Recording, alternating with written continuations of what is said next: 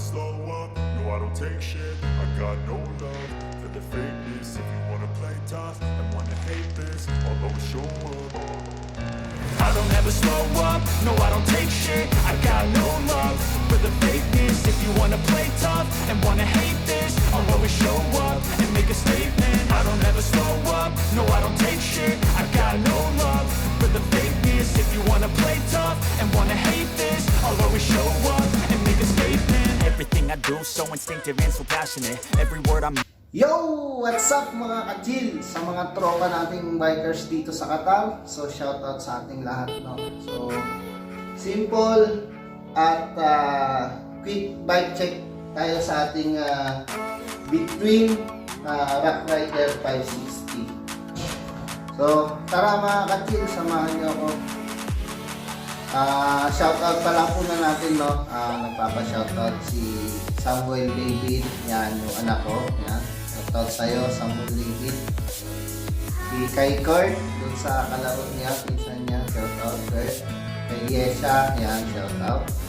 Sa mga tropa nating bikers dito sa Qatar, especially sa mga tropang chill out, yan. Born to Bike, Oragon, Lumbar, Kagulong, Pimpot-pot, yan. Sa ano ba, PCCQ, Apulakay, sa buong community, sa Breakaway, yan, Breakaway, mga tropa natin, no?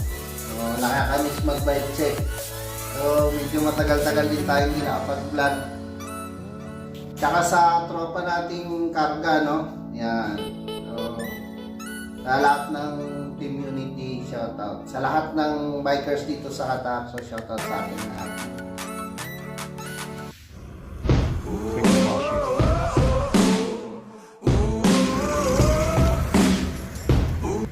So dito muna tayo sa chainring niya. Sa chainring niya is 2x10, 38 teeth by 24. So yung maliit 24. So Halotech siya, no? Halotech na yan. So yung RD natin at saka FD is RAM X5. Ayan, o, 2x10. Ayan, 2x10. So 27.5, no? CGF Pro. So bali ito yung RD natin. Yan, SRAM X5. So yun, 2x10. So 10 speed. Bali yung brake natin, brand siya ng Between Tektro, Tech Pro.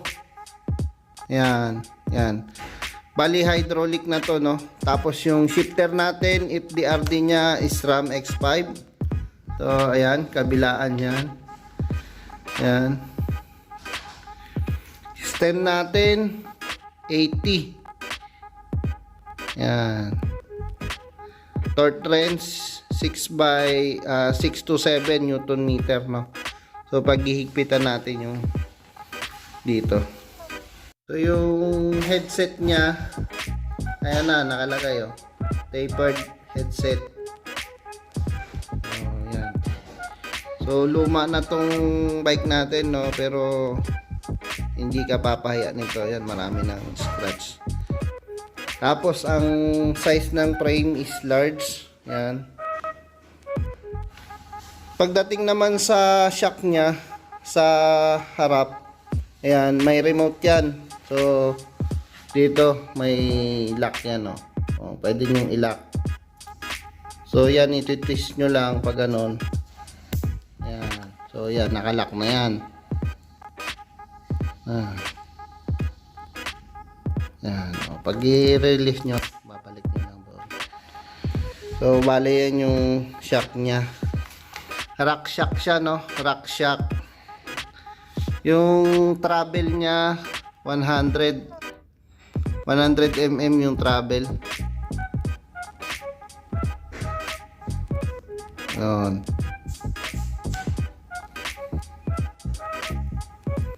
So yung hub natin, harap at saka likod, between brand. So yan, may rotor sa hub, tapos quick release siya. Yung rotor natin yan. Medyo kinalawang na, no? Hindi pa natin nalinis. So quick release yan. Hydraulic. So yan. So pagdating naman sa saddle natin, between din yung brand niya. Maganda tong upuan. Tong saddle na to, napakalambot. So pang long ride, no, tsaka rough road, okay to. Hindi masyado masakit sa puwet. Tapos yung seat post natin yan, quick release yan. Tapos ayan, may number siya dyan, may mga number. So level kung anong gusto mo, gaano kataas. Pagdating naman sa frame, yan, 6061, no, alloy aluminum. So 661 na aluminum to, no. Ayan, heat treated alloy yan. So dito may lagayan tayo ng battle cage. Pwede tayo maglagay diyan. So bali ito yung ano, no,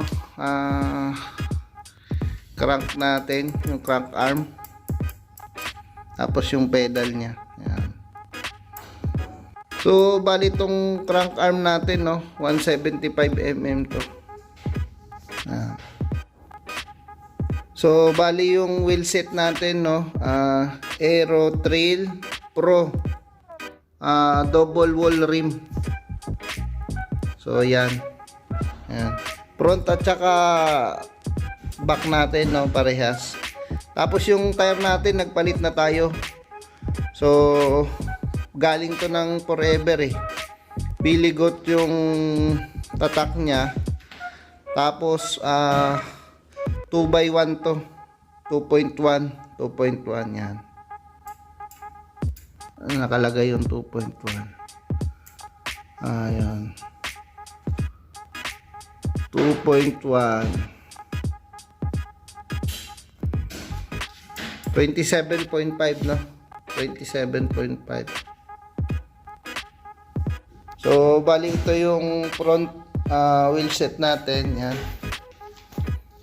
Yan. Tama yung rotor niya, yung brake. So medyo madumi. Yung rotor niya is 160. Yan, 160. So bali hindi siya to nagmayaman, no. Hindi rin to nagmahirap. So tunog pogi lang. I-try naman natin yung shifter niya kung okay naman.